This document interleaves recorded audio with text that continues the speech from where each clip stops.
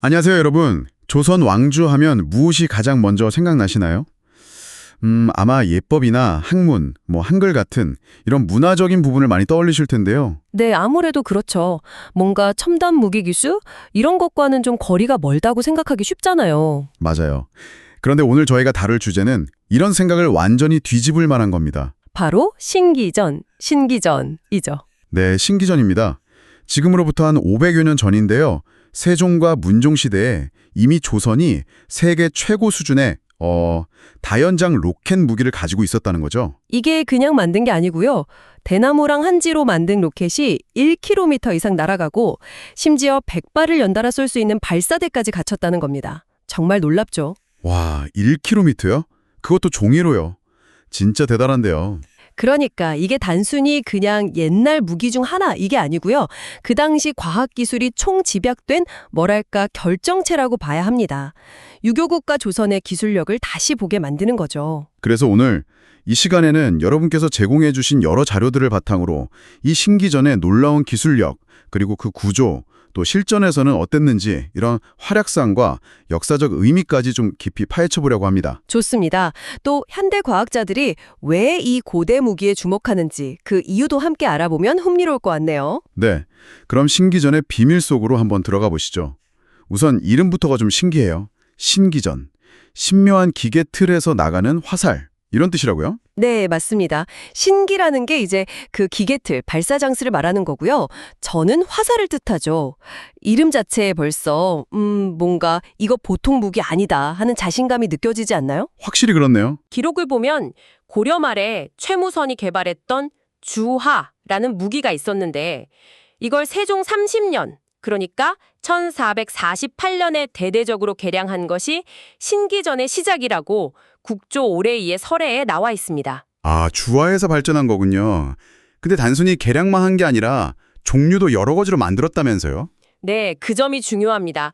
그냥 하나만 만든 게 아니라 필요에 따라서 대, 산화, 중, 소, 신기전 이렇게 4가지로 체계적으로 개발했어요. 와, 4가지나요? 네. 그리고 우리가 이걸 이렇게 자세히 알 수 있는 건 정조와 순조 시대에 편찬된 총통 등록 덕분입니다. 여기에 신기전의 아주 상세한 설계도랑 치수가 그대로 남아있거든요.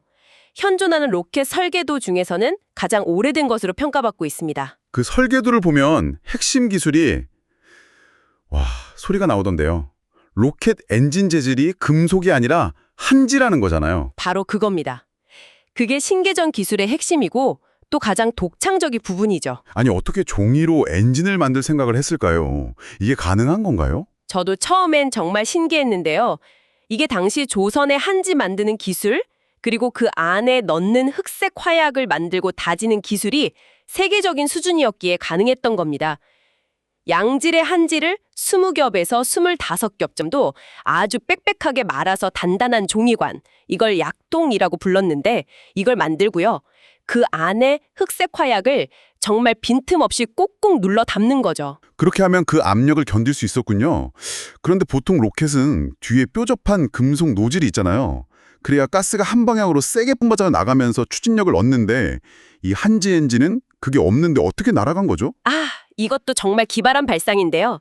자연 노즐이라는 원리를 썼습니다. 자체가 자연스럽게 노즐 형태, 그러니까 가스가 가장 효율적으로 분출될 수 있는 뾰족한 공간을 만들도록 설계한 겁니다. 와, 화약이 타면서 스스로 노즐을 만든다고요? 그렇죠. 화약 자체가 타면서 최적의 분사 경로를 형성하는 거예요. 재료의 한계를 정말 창의적인 아이디어로 극복한 대표적인 사례라고 할 수 있습니다. 이야, 정말 대단한 발상인데요. 그럼 전체적인 구조는 앞에는 폭탄 같은 걸 달고 뒤에는 이 한지 엔진이 붙고 이런 형태인가요? 네, 기본적으로는 그렇습니다. 맨 앞부분, 그러니까 화살 쪽 부분에는 발화통이라고 하는 소형 폭탄을 달고요. 그 뒤로 길게 뻗은 대나무가 몸통 역할을 하면서 안정성을 잡아주고 맨 뒤에 방금 말씀드린 한지 엔진, 즉 약통이 붙는 구조죠. 발사되면 엔진의 강력한 추력으로 날아가서 목표 지점에 부딪히면 앞에 달린 발화통이 터지는 그런 원리입니다. 아까 종류가 4가지라고 하셨잖아요. 그 각각의 특징을 좀 더 자세히 알아볼까요? 자료에도 정리가 잘 돼 있네요. 네, 우선 가장 큰 게 대신기전입니다. 이름 그대로 정말 커요. 길이가 약 5.5m나 됩니다. 5.5m요? 와, 엄청나네요. 그렇죠. 거의 뭐 작은 전봇대만 하다고 봐야죠. 이게 사거리가 무려 1km 이상으로 기록되어 있습니다. 그리고 그냥 날아가기만 하는 게 아니라 앞부분에 공중에서 터지는 폭탄을 탑재했어요. 주로 이제 국경 방어용 전략 무기로 쓰였던 것 같습니다. 15세기에 그것도 종이랑 대나무로 만든 로켓이 1km 이상을 날아가서 터진다니. 이건 뭐 현대 기준으로 봐도 정말 대단한 성능인데요. 맞습니다. 그 다음은 산화 신기전인데요. 크기는 대신기전이랑 비슷해요. 그런데 이건 폭탄 대신에 산화탄이나 발화탄이라는 걸 실었습니다. 산화탄, 발화탄이요? 그건 어떤 건가요? 이건 목표 지점 상공에서 터지면서 불씨를 뒤처럼 막 흩뿌리는 거예요. 일종의 소위탄 같은 역할을 한 거죠. 기록에 보면 불비, 그러니까 불의 비가 쏟아졌다고 묘사될 정도니까요. 광범위한 지역을 불태우거나 적진에 큰 혼란을 주는데 아주 효과적이었겠죠. 이것도 사거리는 1km 이상이었습니다. 와, 진짜 하늘에서 불벼락에 떨어지는 공포 그 자체였겠네요. 그럼 중신기전이랑 소신기전은 좀 작았다고요? 네, 맞아요. 중신기전은 길이가 한 1.4m 정도, 소신기전은 1m 남짓으로 비교적 작았습니다. 중신기전에는 소형 폭탄이 달려 있었고 소신기전은 탄도 없이 엔진만 달아서 뭐랄까 불화살처럼 사용된 걸로 보입니다. 사거리는 한 100m에서 250m 정도로 대신기전이나 산화신기전에 비하면 짧죠. 사거리는 짧지만 뭔가 다른 특별한 점이 있었을 것 같은데요? 바로 그겁니다. 이 중신기전과 소신기전의 진짜 위력은 따로 있었어요. 바로 신기전기 또는 화차라고 불리는 발사대와 결합했을 때 나타납니다. 아, 화차. 그 유명한 화차군요. 이게 바로 조선판 다연장 로켓 발사대라고 할 수 있겠네요. 정확합니다. 1451년, 그러니까 문종 때 개발된 건데요. 이 화차가 신기전 운용의 핵심이었어요. 구조를 보면 나무 상자에 구멍을 100개나 뚫어놓고 거기에 소신기전이나 중신기전을 빼곡하게 꼽는 거죠. 그리고 이걸 한 번에 15발씩 순차적으로 발사해서 총 100발을 쏠 수 있었습니다. 100발을요?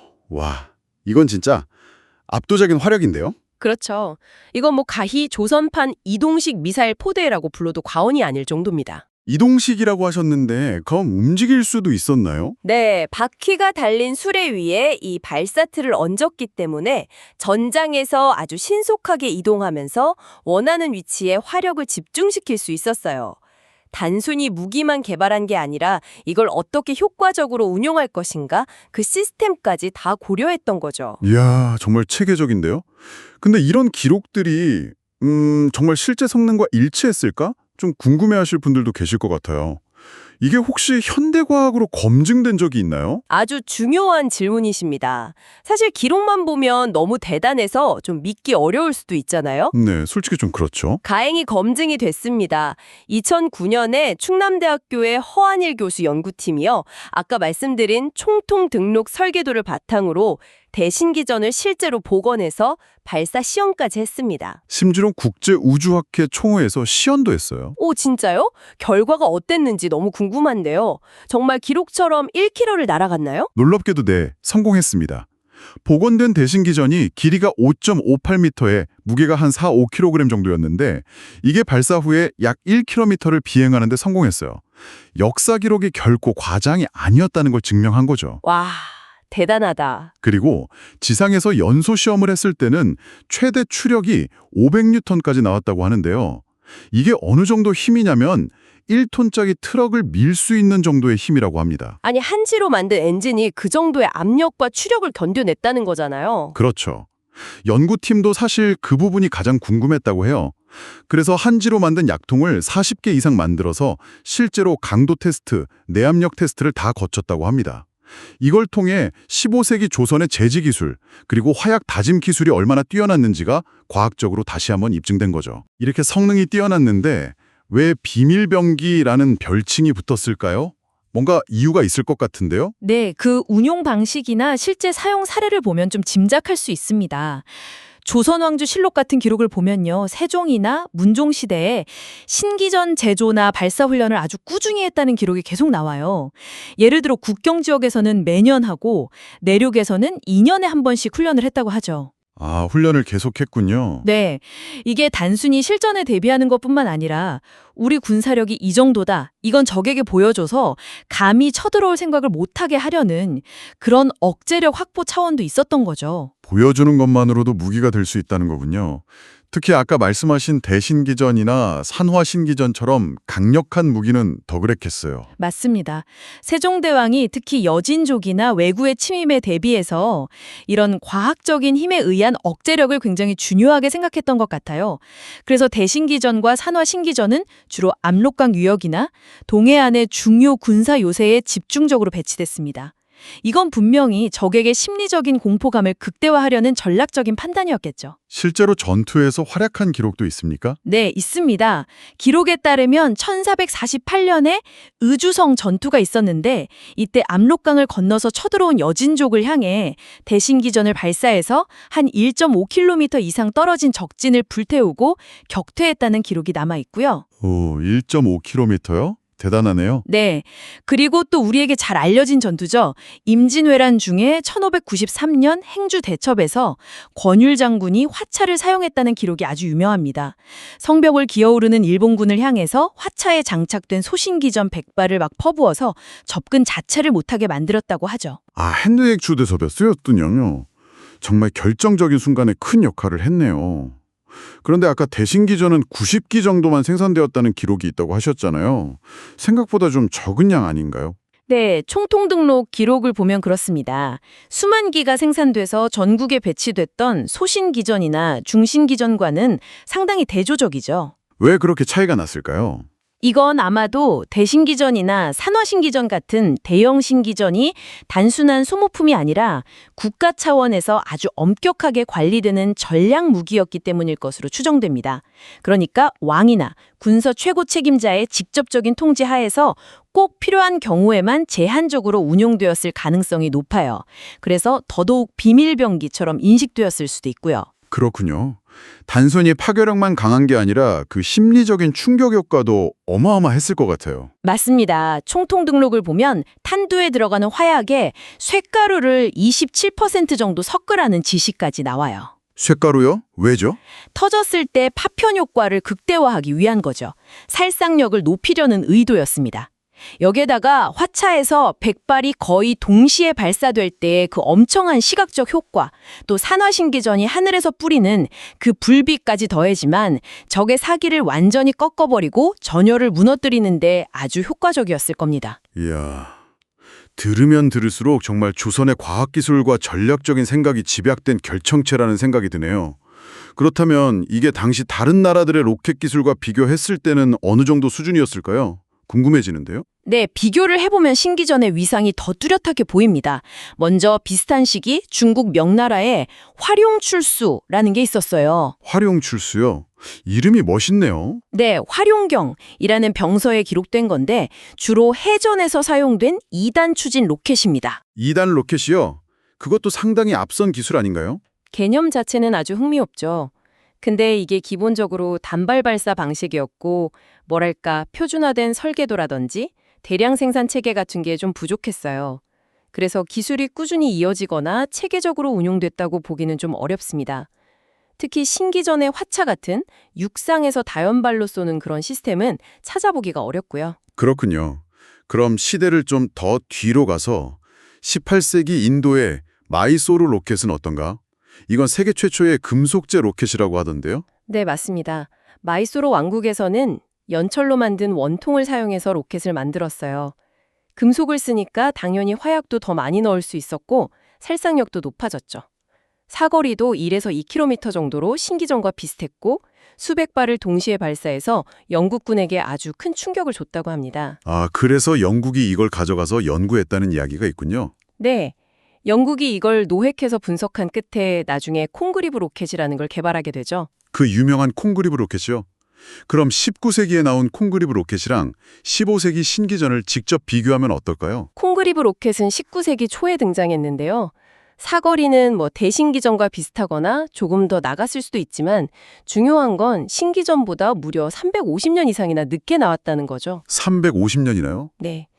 그리고 초기 콩그리브 로켓은 정확도도 상당히 낮았고요.